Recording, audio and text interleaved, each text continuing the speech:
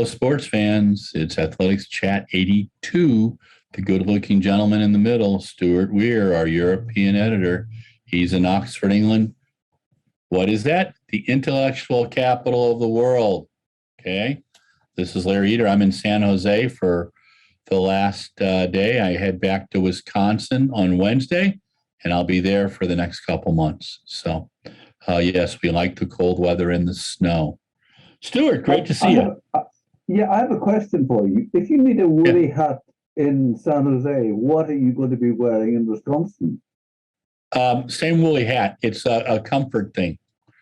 And actually, I would just tell you it might be a little bit colder in Wisconsin than in California.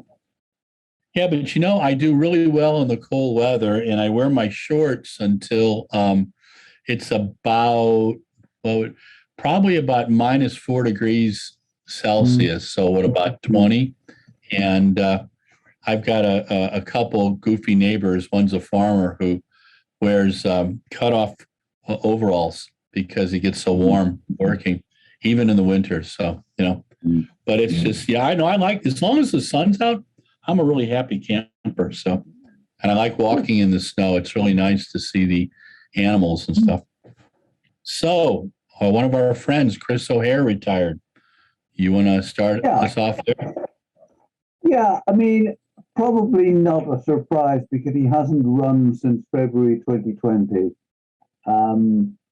I reckon that I have seen Chris run, I don't know, perhaps 60 times. He made 13 championships, the Olympics, 3 World Outdoors, 2 Europeans, 2 Commonwealths, 3 World and 2 European Indoors. And here's a stat for you. I know you like your stats. 25 sub 4-minute miles. Pretty impressive. And his announcement was, retiring is never an easy decision for an athlete to make. And I'm relieved to say that although I will miss everything about training and competing, I am happy to be a retired athlete. Running has given me so many opportunities and so many wonderful friendships.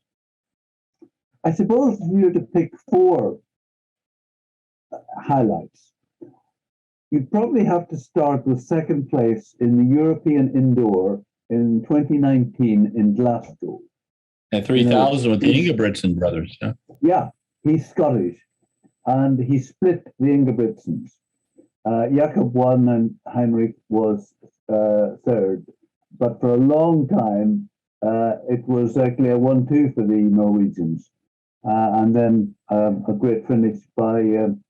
I've written you a piece about this, and he actually said that, I was in 3rd place, and in the last bend, the Scottish crowd roared and threw me towards the finish line. I like that. Then, going back to 2014, he got a bronze in the European Outdoor Championship 1500, and then 2nd in the European Indoor 1500 in 2015. Now, it's a great career, but I suppose if you had one disappointment to express, is that he got to all those championships, got to a lot of finals, but sometimes didn't quite produce it in the final. Now, I have one lovely personal memory of him. About 4 years ago, I emailed him and said, look, would you do a quick telephone interview with me? And he said, look, because of the young family and the fact that I'm in America, time difference makes it difficult. But if you email your questions, I'll reply. Now, I will not embarrass the lady, but a top American sprinter from a few years back agreed to do an email interview with me. And I got one word or one phrase answers. So I sent Chris 5 questions and he sent me back an essay, 500 words. So real integrity, a really nice person, and somebody who was reliable, consistent. Oh, the fourth thing I wanted to mention was it was 2017 when he came second in the New York Fifth Avenue Mile. And it was rather funny because in the 3 or 4 days earlier, he had won a road mile, beating Nick Willis. But in the New York, Nick Willis just picked him. So I will certainly miss him on the circuit. And I think he's moved on, found a job working for a company. I've seen him on social media. So, yeah, he will be missed. Lovely fellow, outstanding athlete. Yeah, I got to spend a little time with him when he was running in the U.S. and coached by Terrence Mahone. But I remember him at the Adidas Boston meet, I think in 2017, and we had a nice chat there. And I'm going to have to find a couple of the interviews I did and post them. But always a good guy, class act. It really enjoyed seeing him medal in the Europeans in 14. Remember seeing him in the Commonwealth Games that year. And then when I went to Prague for the European Tour in 15, that was a lot of fun. That was a gutty race. And he always, I thought in 19, he was ready to really put some stuff together too, after, especially that 3000 was such a smart race. But it's nice to see him going on with his life, and he's a good guy, and we will miss him. So did you reach out to him after he retired? Have you tried to talk to him? I haven't been in touch. No, I haven't. Yeah. Now, I've got a question for you. Sure. I've got a question for you. Oh, no. This week, Jess Judd, an athlete we both like, Yes, ran her first half marathon, 67:52. Yeah. But she is the third woman who has ever gone sub 2 for 800 and sub 68 for a half marathon. I wondered if you would have an idea who the other two are. Okay, so give me that one more time. She's gone sub 2 for 800 Yeah. and sub 68 for a half marathon. There's somebody who's got the same time for a half marathon and an 800. Sifan Hassan. Got it? God, yeah. One other. Okay, let me just think for a second. And equally famous, equally distinguished. Wow. Okay. Who else has done that kind of stuff? I'm flummoxed. What do you? Who is it? Dibaba. Jinzebi Dibaba. Oh my gosh! Yeah. Okay, yeah. Wow. 1:59:37 and 65:18. So, wow. We ought just to acknowledge that it's John Mulkeen who was the source of that. Yeah, no, Genziba Dibaba. No, it wasn't Genziba. It was Tiranish, right? No, Jinzebi. Genziba. Wow. Yeah. I forgot that she ran that half. Yeah. That's screaming. Wow. Yeah. No, that's some real depth. And I think that Jess can go much faster. She was in that race where Sarah Hall ran the American record, broke Dina Castor's record, and at the Aramco Houston half yesterday. What a great field there, too. Now, Jess is so Jess last year, didn't Jess double in the 5 and the 10 at the champs? Yeah, no, she's tough. Yeah. And she's been running some great cross country stuff too. So she's got some wheels. And not a funded athlete, so she's had to do it the hard way. What's that deal? I don't understand that at all. What level does she not do that the selectors won't Well, it's very subjective, but it's supposed to be somebody who's a genuine medal contender. Which probably she isn't, but yeah. I mean, I just think that she's such a gutsy runner. She always gives 100%. Very pleasant person. I've been on a bus with her. At the Well, I was going to say Gateshead, but it wasn't actually Gateshead. It was Stockton-on-Tees where we were taken on the bus, and yeah. Anyway.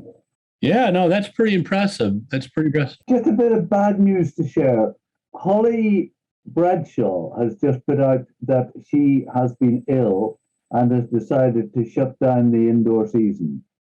Oh, really? COVID, or what's the deal? Call it mono, is that what you call it? Mononucleosis? Okay. Yeah. And she just feels that because it's such a big summer, rather than trying to push her body at the moment, she's best just to take a break, sacrifice the indoor. Well, she had a tremendous summer. I would have loved to have seen her in Belgrade. But I also understand, I think she's making the right decision, because I think your body can only, and especially now with the pandemic and how little we know about the Omicron. It was explained to me yesterday that what COVID's doing is creating clots for people in their lungs, and that's pretty scary, you know. And that's why, please, people, get vaccinated and get your boosters. Yeah, I don't want anybody, you know, it's pretty scary. Yeah. And glad you're doing well, my friend. Yeah, doing well. Yeah. Thank you. Good. So you want to talk about the indoor tour? Yeah, I mean, we're just 10 days away from the first of the gold meets. There's, you know, the Karlsruhe in Germany, the Millrose, and the New Balance in the States. The one that I would love to go to this year, the Haute de France and Liévin, but it's just a bit difficult traveling to France at the moment. And then Birmingham, and the one that you and I are definitely going to go to sometime, the Copernicus in Turin, and have our gingerbread man. Yeah, I got to go to, in 2019, I got to go to that meet, and I loved it. The crowd was crazy, and I stayed in the Nicholas Hotel in downtown, and boy, Copernicus, you know, they love them. They love them there. And no, it was a good meet. The Polish crowd is fantastic, and I got to watch Marcin Lewandowski and Adam Gajot, and then Petra Savadova, I think, the Polish sprinter. It was, and then a great pole vault field that year too, Sam Kendricks and stuff. So, yeah, I'm missing the indoor circuit. It's just a fun one to do, and I wonder how many more years before we'll be able to do it again, you know? But just to explain further the way this is working, we've got, for women, we've got the 400, the 15, the 60 hurdles, the high jump and the long jump. For men, the 60, the 800, either a 3 or a 5K, pole vault, triple jump, and shot put, with $3,000 to the winner each time, and a bonus for the overall winner in each discipline of $10,000, plus a wild card into the Worlds in Belgrade. And as it kicks off in Karlsruhe in 10 days. And, you know, Mondo is doing Karlsruhe, and then he's coming to Birmingham. Keely Hodgkinson is running in Birmingham. In the Millrose, there's Ating Mu, Ryan Krauser, Katie Najot, Trayvon Rommel, Grant Holloway. I know Grant Holloway and Andrew Posey are both in Birmingham as well. That'll be fun. Yeah, so there's a lot of good quality, and you know, for those who want to do it, there is the World Indoors coming up with you know, a bit of money, a bit of prestige at stake. And then, of course, there's the lesser ones because there's a meet in Manchester this coming Saturday. So yeah, I mean, it's I've enjoyed the indoor meets that I've gone to, and there's certainly some good quality athletes coming along, and yeah, we'll see how it goes. What are your plans to go to meets? Are you going to go to any domestically? I am going to three. I'm going to the Birmingham Muller Indoor Grand Prix, which I mentioned. Also, our trials are in Birmingham. And I'm going to something called DNA in Glasgow, which is, I haven't really got all the details, but it's sort of, it's kind of interesting way of doing stuff, you know, to be quite exciting to the crowd, a few non-traditional ways. So I've been intrigued to see how that goes. And I know Laura Muir is in that. I think there's a team from Scotland, a team from England, and a team from some other countries. And the Glasgow arena is a lovely arena to watch. So I'm looking forward to seeing what happens there. I mean, I would have loved to have gone to Liévin, but up until really this week, France has been very restricted. And even so, Liévin is just, I think it's on the Thursday with Birmingham on the Saturday. And it's just possible that you go and they change the rules for getting back into the country and you finish up missing Birmingham. So I just thought, not this year, but love to do it again next year. And I had thought I'd try to go to Karlsruhe as well, perhaps. But just at the time I had to make the decision, it was just uncertain how sensible that kind of traveling would be. But I mean, I love the indoor track meets because you're so close to the action. Yeah. No, it's a lot of fun. I mean, that was the first indoor meet I went to was back in 1977, and it was the San Francisco indoor. There was a circuit out here in San Francisco, LA, San Diego, Portland, and the track was 160 yards. And I watched Edmund Moses fall on it because it was so banked. I think Bruce Jenner ran a 160 on it. And then the first time I saw the devil takes the hindmost mile, where, you know, they tap the guy at the end each lap and they get pulled off. And the guy they had being the devil was Duncan McDonald, who at the time had run a 3:57 mile, made the Olympic team at the 5,000. But it was fun, and the stadium was pretty well packed, you know. And so it's just those meets, you know, I'm hoping to go to Millrose at the end of the month and the New Balance Indoor Grand Prix the first week of February. But and then hopefully in March to Belgrade. We'll just filling all that out, so we'll see if we can get there. They let me there in 2017 for the Europeans, which was a lot of fun. But they sat me because I'm American in a special place, you know. And yeah, I thought that was a great idea to keep you well away from the rest of us. Yeah, but I was near an espresso machine, so that was really good. Or an espresso stand. The kids were shocked at how many shots of espresso I could drink during a day, and it was many. So, you know, when one is jet lagged. Yeah, so there's 38 meets on the tour, 14 countries. I think they've continued to expand on it, and I really like the idea. I hope that, like they did in 19, they put a lot of the meets on Facebook so kids can really enjoy it. Because, you know, the issue is with the streaming video, it becomes a pay-per-view in so many countries, and it's really limiting the crowds. And I have no problem with pay-per-view over here. We have Runner Space and Flow Track, and I admire them both. I think my friends at Runner Space are really out there, cranking it out and doing cool stuff in the UK and with their partners and in Canada. And but I'd like to see more meets, either free or a sponsor comes and says, "Hey, look, we're taking care of it. Everybody watch. Just sign up." There's ways of doing it, and we've got to look at it, and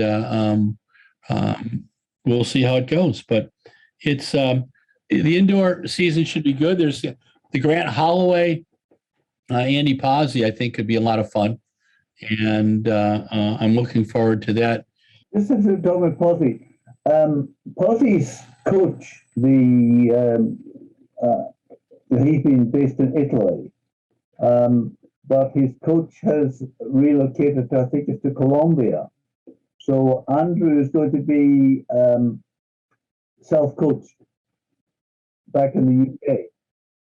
Wow. Well, that'll be different for him. Yeah. Have you had much conversation with Andrew? I did a piece with him last year, and he's always very, very friendly. That'd be interesting. He went to Italy to work with, actually the name of the coach escapes me, but then he is Latin American and decided to go back, and I think that was just a bridge too far for Andrew. I mean, he's had an awful lot of injuries. I mean, I think he's got the bit. I mean, he won the world indoors he's the reigning world indoors champion because it was Birmingham 2018, and of course it means that because of the postponements, they got an extra year, and so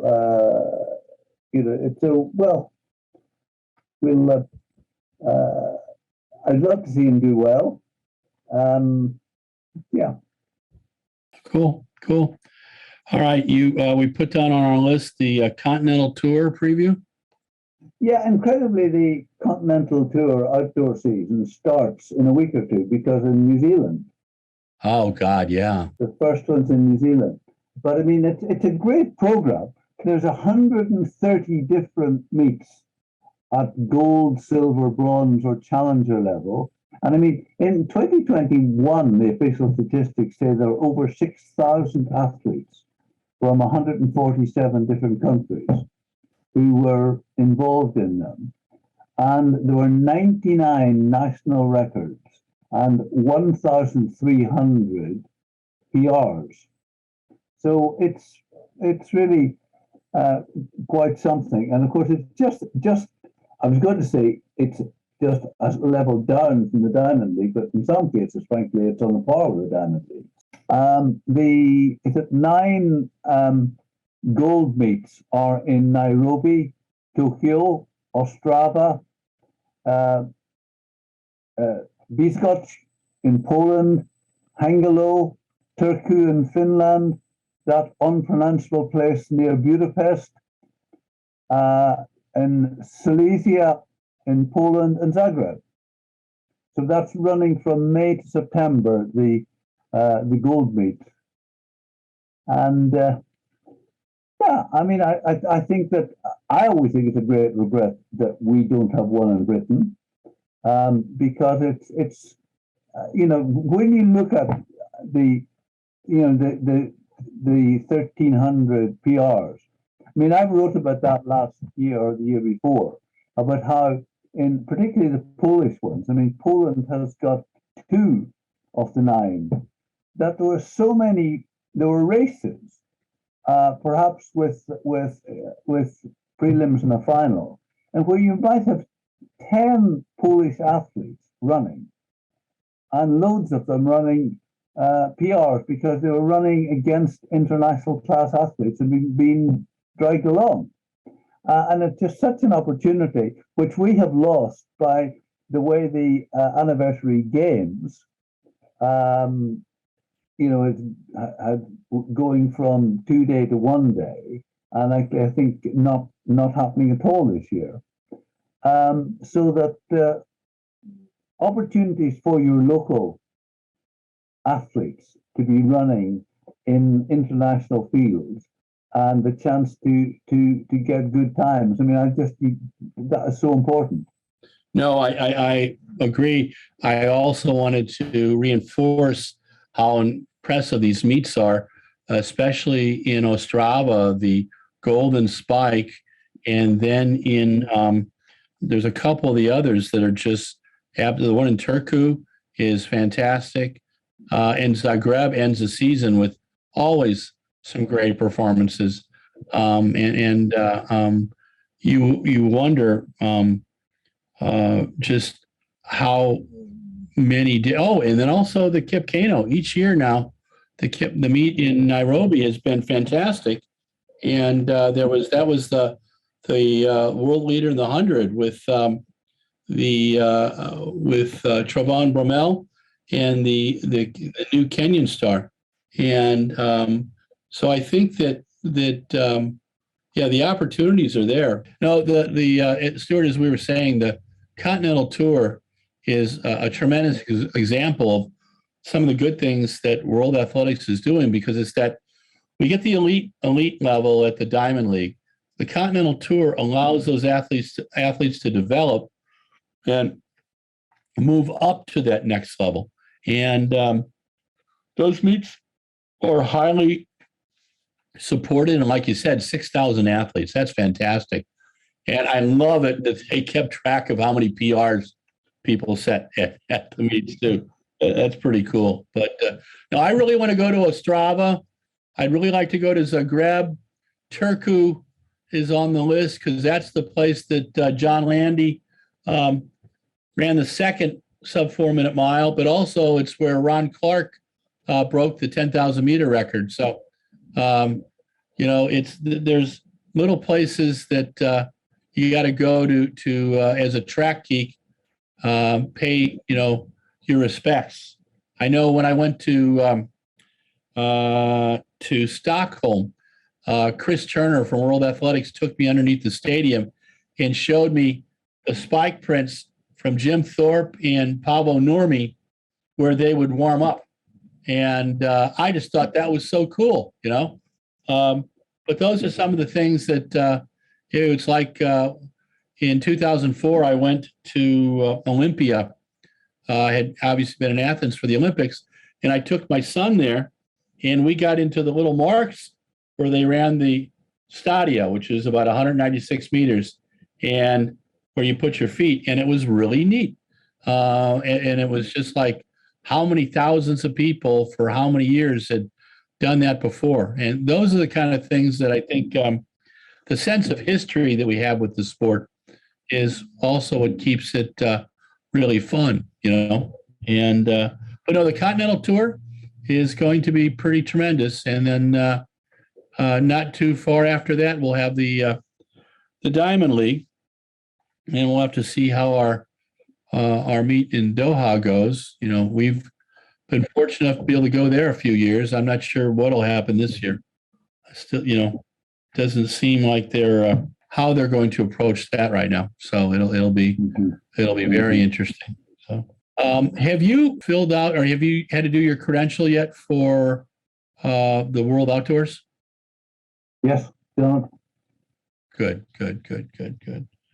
Yeah, no, that should be. I think that the Eugene World Champs may set a record for housing costs, though, because everything is crazy expensive, and that's I find a little disappointing.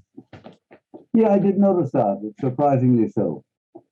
Yeah, it's just we saw Airbnbs at I saw several at $1,000 a night. And I think I saw one for $10,000 a night that had 6 bedrooms.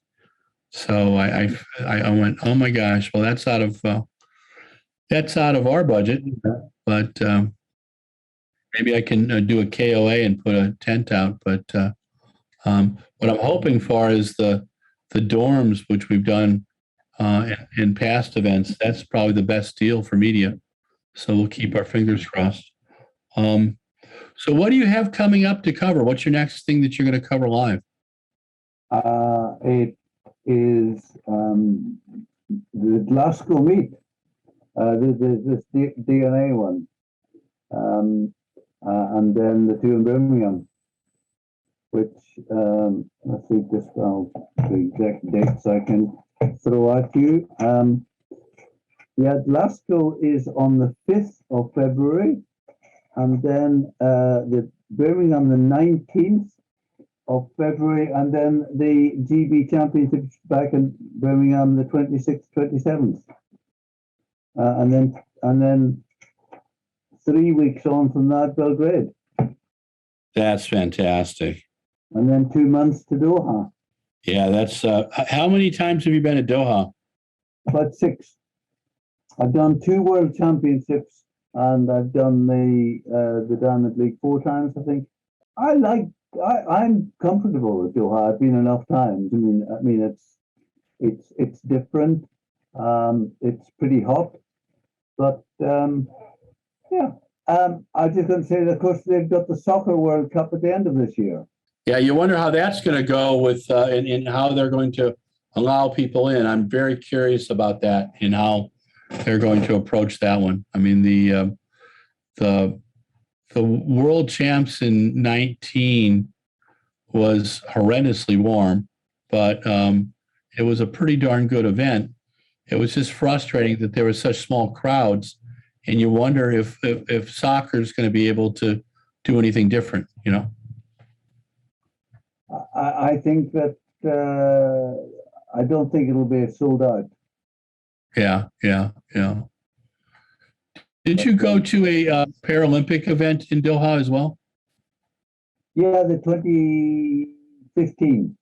Okay. The IPC World Championship. Yeah, I was going to say that was good, but again, there weren't many spectators. And you decided against going to the Paralympics in Tokyo. Is that correct? I did. I just thought that the restrictions were such, and I knew so few athletes that, and those I did know, I probably wouldn't have had much access to, that I just thought that I would not go. And I suppose I was able to go to Lausanne and one of the Gateshead meets that I wouldn't have got to if I'd gone to. So there was swings and roundabouts, as we say. I wanted to bring up what happened in Houston yesterday on the American side. Kira D'Amato, who's a mother of 2, age 37, ran a 2:19:12 in the marathon. She had been a fine collegiate runner at American University, took 9 years off to build a real estate business, and then had 2 children, and came back. And in 2017, ran her first marathon in 3:14 in the snow and ice. And then she ran a 2:22 at the Marathon Project last December. And this 2:19:12 follows up on her fine run in Chicago last fall. And then Sarah Hall and Kira broke Dina Castor's record from 2006, and that was done in London. I remember watching that one, and that was pretty darn impressive. And then Sarah Hall broke Molly Huddle's U.S. and North American record of 107.25 and a half with her 107.15. Houston's a very, very fast course, and they have a lovely 5K, marathon, and half marathon. I went for many, many years, really enjoyed the event, enjoyed the hospitality. We'll have to get back there again. There's just some great performances yesterday. And that's where Jessie Judd ran so well. And she was in a pack with Kira till about 15K. And then it started to break up a little bit. But That's or Sarah Hall. That's pretty impressive. So, and Sarah's been, running very, very well, obviously. And so it's interesting to see some of these American women, how well they're developing. We also saw a note on social media that Steph Rostein, otherwise known as Stephanie Bruce Rostein, who runs for the NAZ Hoka Club, announced that she will be retiring at the end of 2022. She has some health issues, but boy, she ran really well at the cross country just 2 weeks ago. Was quite impressive there.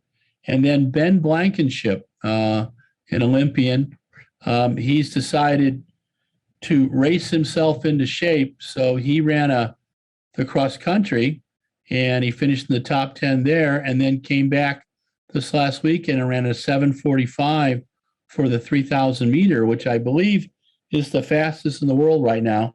He did that up in, I believe that was in Seattle, and at the University of Washington's indoor track facility, which is a strange little track. It's like 300 plus meters, and so it's a little oversized, but he is sure looking fit. So it'll be interesting to see kind of what he, how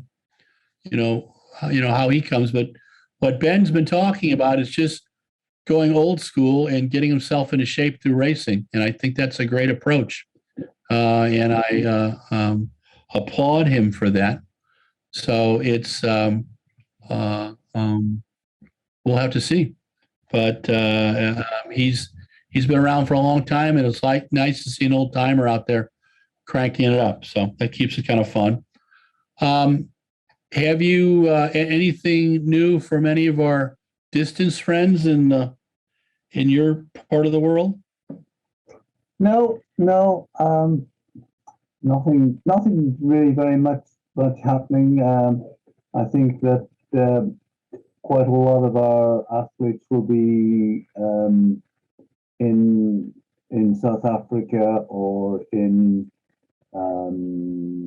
I don't know where, Dubai. I spoke to Daryl Nita this week, and she's in Dubai. So it's this is a time when our athletes tend to go to warm weather, possibly even Florida. Now that your government has graciously allowed us in again. So yeah, in a week or two, I'll be writing something on Daryl Nita. She's an athlete that I always have impressed me. To run well, I thought that she had run 3 sub-11s last year, but she's quick to point out that the semi-final in the Olympics, where her official time is 11:0, was actually 10.9993. Wow! So she counts that as a sub-11. I get it. Oh, one that I forgot about is Charlie Perdue. I saw on social media that she's going to be running Boston. That'll be fun to see her there. I think that'll be hopefully be able to say hi and get an interview. She's always pretty amazing too. So. Yeah, she put a picture of herself with Mara Yumuchi. What was it? Because she just came up short of Mara's British. Was it the British record? A record anyway. But so they joked about being being in the club together. I can't remember exactly what the time was. Yeah. Most of us think that she was a bit unfairly treated over the Olympics, but it's a matter of opinion. And but I think she's been quite gracious about that, and just went out and did the business when she got a chance to run, rather than making a fuss about it. No, she's a class act, and she when we did the interview, she was, she voiced her opinion, but she did it respectfully, and I like that very, very much. Well, I did say the great thing, of course, is that by her finishing the London Marathon, she now has the choice of which marathon she wants to do next summer, because she's selected for the World Championship, unless she decides she'd rather do the European, because obviously you got more chance for a medal. So anyway, well done her. Where do you think she's going to do? What's your gut tell you? I think it's hard not to do the World Championship, but who knows?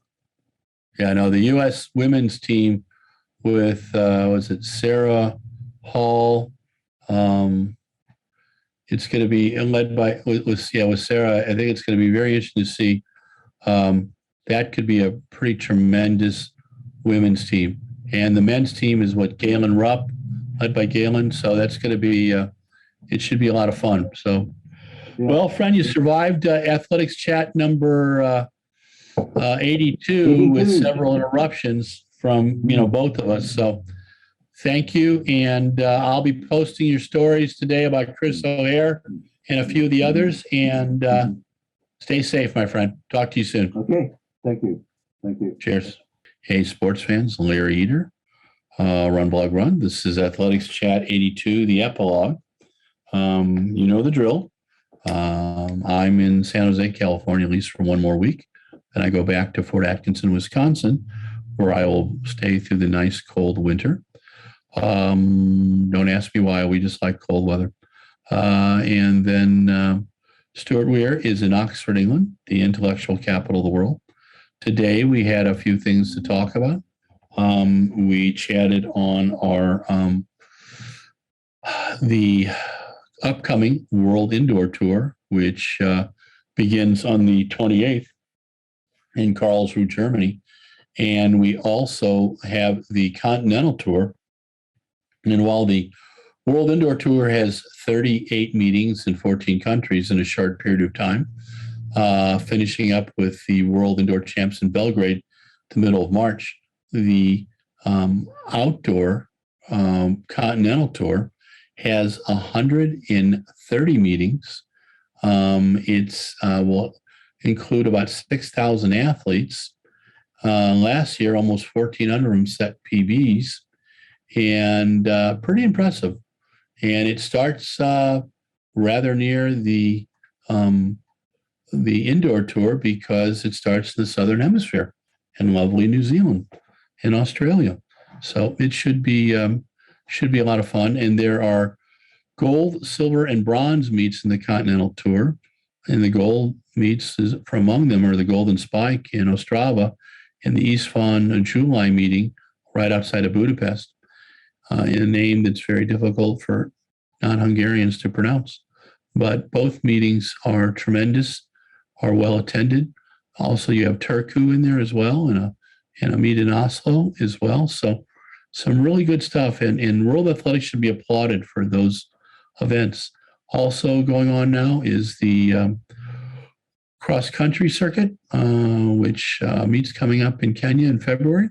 It's named in honor of Agnes Tirop. But those cross-country is so key to the sport and such a pure part of it. And there's obviously talk about it being in the Summer Olympics. I still think it should be in the Winter Olympics, but that's just me. And what else do we have going on right now?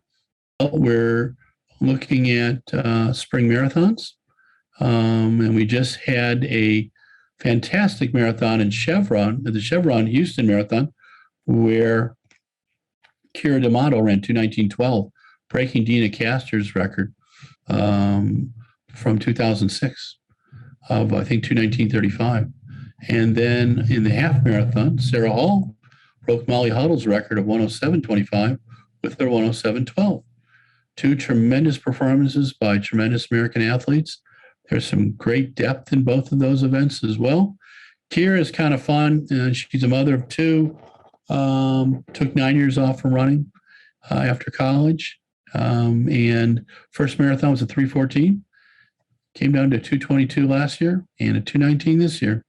What can she do? I think she can run faster. She's a tremendous athlete. at 2:19:12 is really awesome. Houston's a fast course, but when you run 26.2 miles, you got to earn it. You do it the old-fashioned way. You gut it out. And Kira did that, as did Sarah Hall. Congrats to both of them. Thank you for checking out Athletics Chat number 82. Thanks to Mike Deering, our production manager, for managing this. And this week he had to deal with a bunch of phone rings and a few other things because someone forgot to turn off his phone. But I will do that in the future. My apologies there. Stay safe. Have a great week. If you haven't been vaccinated, please get vaccinated. If you haven't gotten your buffer shot, please do that. A lot of people are getting sick, and we don't want you to be one of them. So stay healthy. Talk to you soon.